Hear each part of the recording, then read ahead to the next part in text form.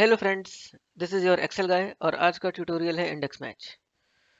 अगर आप वीलुकअप के फ़ैन हैं तो आपका दिल टूटने वाला है क्योंकि yes, this is better than VLOOKUP. VLOOKUP में आप कई बार फंस गए होंगे, स्पेशली उसके रूल से जिसके अकॉर्डिंग आप सिर्फ लेफ़्ट टू राइट ही देख सकते हैं, लेकिन इंडेक्स मैच आपकी वो प्रॉब्लम सॉल्व कर देगा। ये ध्यान रखिए कि ये दो डिफरेंट फॉर्मूले हैं, इंडेक्स और मैच, जिनका इफेक्ट 1 और 1 11 जैसे है। सांप सीढ़ी तो आपने ज़रूर खेली होगी, लेकिन कभी ये ध्यान दिया है कि वो भी एक 2x2 मैट्रिक्स ही है, एक्सेल जैसा, जिसमें रोज हैं एंड कॉलम्स हैं। इस इमेज में अगर मैं आपको कॉलम एंड रो के नंबर बताऊं तो क्या आप उसकी वैल्यू बता सकते हैं? इंडेक्स वो ही काम करता है। और अगर उसका उल्टा क्वेश्चन हो जिसमें वैल्यू पता हो, तो क्या आप रोज एंड कॉलम्स में उसकी पोजीशन पता लगा सकते हैं? वो काम मैच करेगा और इन दोनों के कॉम्बिनेशन से बनेगा इंडेक्स मैच फंक्शन। इस सांप सीढ़ी के इमेज में हमारे पास 6 रोज हैं और 6 कॉलम्स, जिन्हें हमने इस रेंज में टाइप कर लिया है। और अब सीखते हैं मैच का फॉर्मूला। मैच के फॉर्मूले में हमारे पास 3 आर्ग्यूमेंट्स होंगे।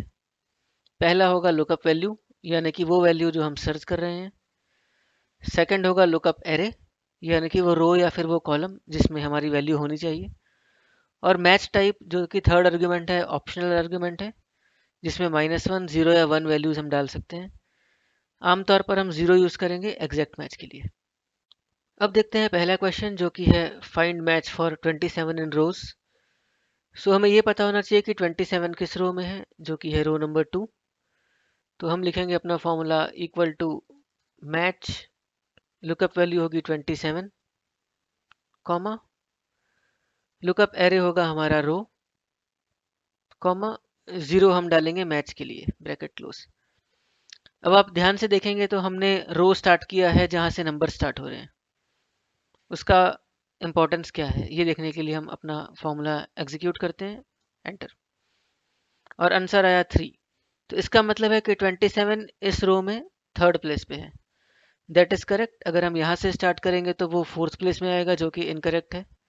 हम इस इमेज में भी देख लेते हैं, 25, 26 एंड 27, यानी कि थर्ड प्लेस। उसी तरह से सेकंड क्वेश्चन में हमें फाइंड करना है कि 27 कॉलम्स में कहाँ पे है। तो हम लिखेंगे इक्वल टू मैच 27, कॉमा, इस बार हमें पता है कि 27 कॉलम थर्ड में है, कॉमा, 0, ब्रैकेट क्लोज, एंटर। और 27 आया ऊपर से सेकंड पोजीशन पे। इमेज में भी हम देख सकते हैं 34, 27, यानी कि सेकंड पोजीशन। मैच के फॉर्मूले में हमें ये बात याद रखनी है कि कोई रो या कोई कॉलम जिसमें हम अपना एरे बना रहे हैं वो एक ही सीक्वेंस में होना चाहिए, यानी कि स्ट्रेट हॉरिजॉन्टली या फिर स्ट्रेट वर्टिकली। अगर वो एक से ज़्यादा होगा तो आंसर नहीं आएगा। वो हम देखते हैं। मान लीजिए हम यहाँ पे इसको एक्सपेंड करते हैं 2 कॉलम्स में, तो अब फॉर्मूला एक्चुअल में कंफ्यूज हो जाएगा कि 27 उसे कहाँ फाइंड करना है, और इसलिए आंसर नहीं आएगा, जैसे कि यहाँ पे आया #NA।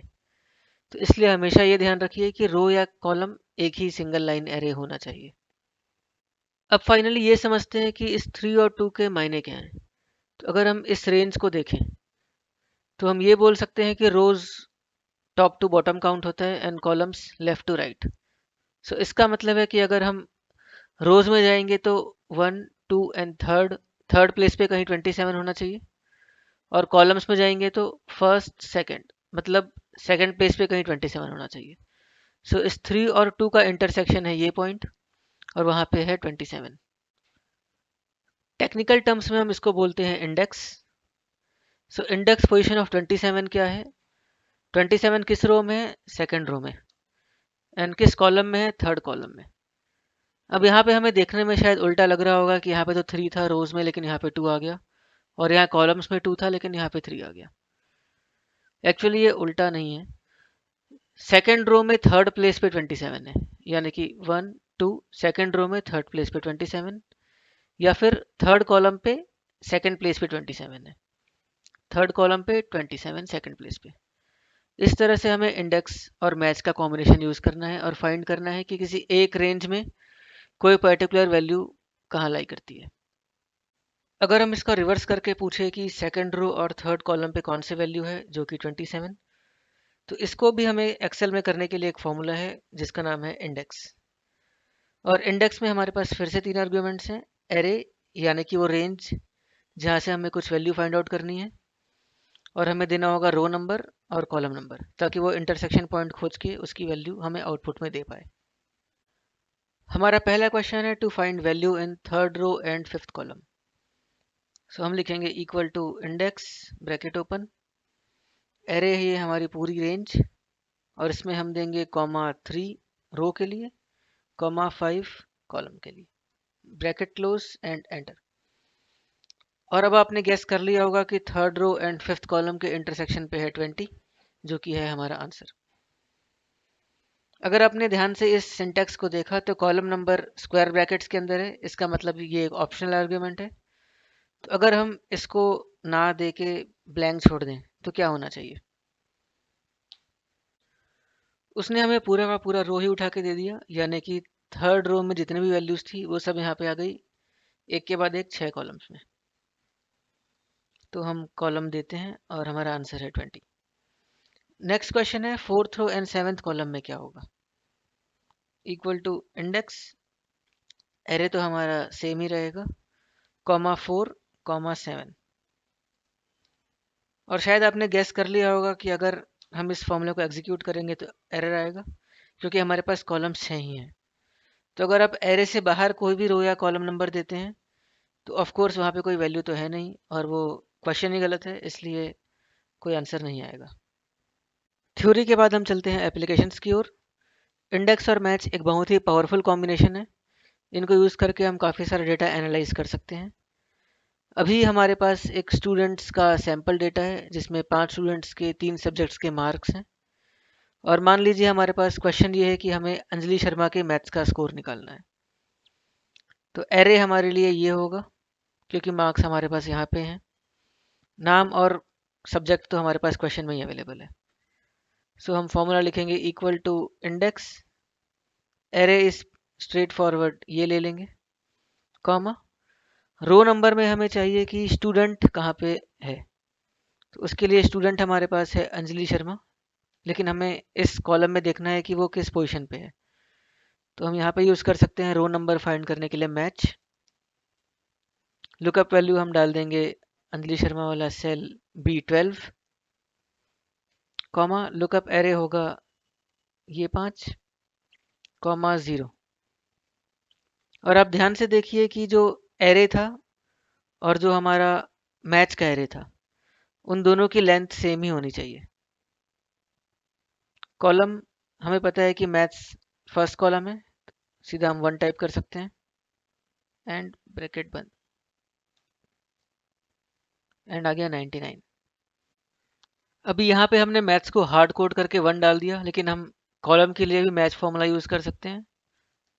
मैच लुकअप वैल्यू है हमारी इस बार maths A13, comma lookup array है ये 3 cells, comma 0 for exact match, bracket close, और उसके बाद नेक्स्ट ब्रैकेट क्लोज है इंडेक्स के लिए एंड एंटर। और आंसर हमारे पास सेम ही आ रहा है 99। तो इस तरह से हमने डायनेमिकली स्टूडेंट का नाम as well as subject link करके एरे में डाल के इंडेक्स मैच यूज़ किया और आंसर आ गया 99। तो इस तरह से हमने स्टूडेंट का नाम और सब्जेक्ट दोनों डायनेमिकली यूज़ किया और इंडेक्स और मैच का फॉर्मूला एक साथ यूज़ किया, और हमने कहीं पे भी कुछ हार्ड कोड नहीं किया है। आपको अभी तक आइडिया लग चुका होगा कि इंडेक्स और मैच कितना पावरफुल है। तो हम चलते हैं अपने नेक्स्ट एक्सरसाइज की ओर, जहाँ पे हमारे पास स्टूडेंट का नाम डायनेमिक डेटा वैलिडेशन से डाला हुआ है। तो यहाँ पे जो भी स्टूडेंट का नाम हो उसके हिसाब से स्कोर आना चाहिए।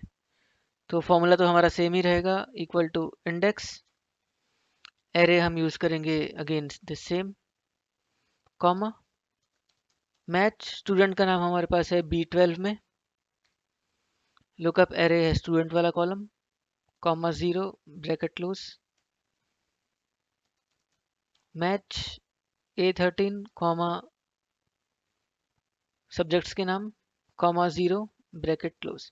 तो आपने नोटिस किया होगा कि एग्जैक्टली सेम फॉर्मूला जो एक्सरसाइज 1 में था, लेकिन यहाँ पे क्वेश्चन थोड़ा डिफरेंट फ्रेम किया हुआ है, क्योंकि अभी हमने स्टूडेंट का नाम नहीं दिया इसलिए आउटपुट कुछ नहीं आ रहा है। तो हम यहाँ से जैसे जैसे स्टूडेंट्स के नाम चेंज करेंगे उनका मैथ्स का स्कोर आता जाएगा। तो अभी हमने केवल स्टूडेंट के नाम को ही डायनेमिकली चूज़ किया, हम सब्जेक्ट को भी डायनेमिकली चूज़ कर सकते हैं, जो कि है हमारा थर्ड एक्सरसाइज। तो हम यहाँ पे लिखेंगे इक्वल टू इंडेक्स, फॉर्मूला तो हमारा एग्जैक्टली सेम ही रहने वाला है, तो थोड़ा सा फास्ट करते हैं। Match B12 comma 0 bracket close comma, match इस बार कॉलम के लिए B13 में सब्जेक्ट का नाम है,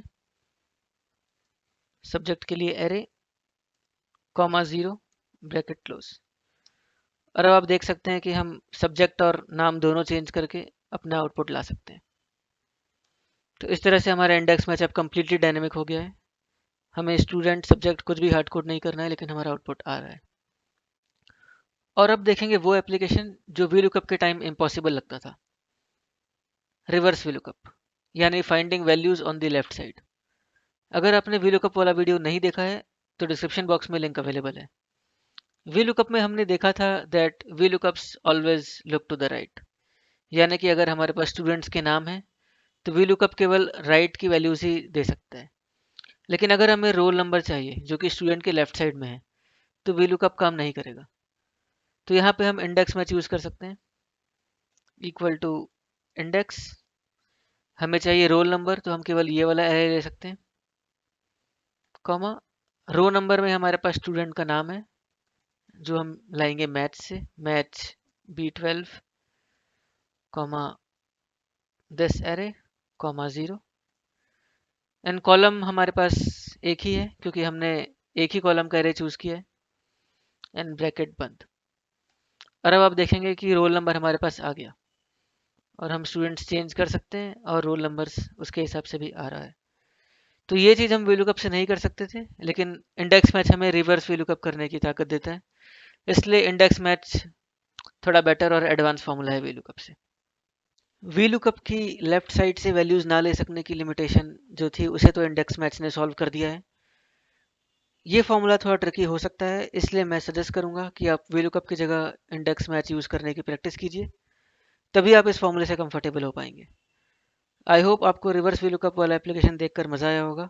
ट्यूटोरियल पसंद आया हो तो लाइक, सब्सक्राइब एंड शेयर करना ना भूलें, और बेल आइकन को दबाएं ताकि आपका कोई भी नोटिफिकेशन मिस ना हो जाए। अभिषेक वर्मा साइनिंग ऑफ।